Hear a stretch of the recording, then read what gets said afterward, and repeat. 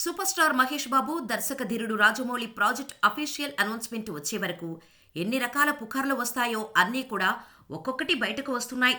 ఇప్పటికే సోషల్ మీడియాలో ఎస్ఎస్ఎంబి 29 గురించి ఓ రేంజ్లో చర్చ జరుగుతుంది. రీసెంట్గా Vijayendra Prasad script work complete అయిందని చెప్పటం, మహేష్ బాబు జర్మనీకి వెళ్లటంతో రోజుకో న్యూస్ హల్చల్ చేస్తోంది.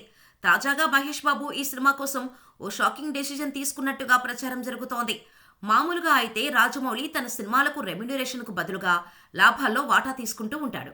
మహేష్ బాబు కూడా కొన్ని సినిమాలకు అలాగే చేశాడు. కానీ లాభాల్లో వాటా అందుకునే ముందు హీరోకి కొంతైనా రెమ్యునరేషన్ ఉంటుంది. కానీ రాజమౌళి సినిమాకు మాత్రం మహేష్ ఒక్క రూపాయి కూడా రెమ్యునరేషన్ తీసుకోవడం లేదట.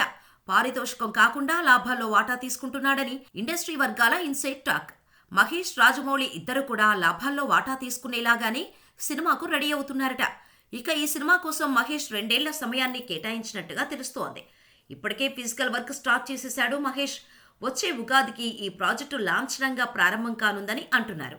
దీనిపై ఇంకా క్లారిటీ లేదు, కానీ సమ్మర్లో ఎస్ఎస్ఎంబి 29 రెగ్యులర్ షూటింగ్ స్టార్ట్ చేయడం పక్కా అంటున్నారు. అన్నట్టు ఈ ప్రాజెక్టుని 1000 కోట్ల బడ్జెట్తో తెరకెక్కిస్తున్నట్టు టాక్ ఉంది.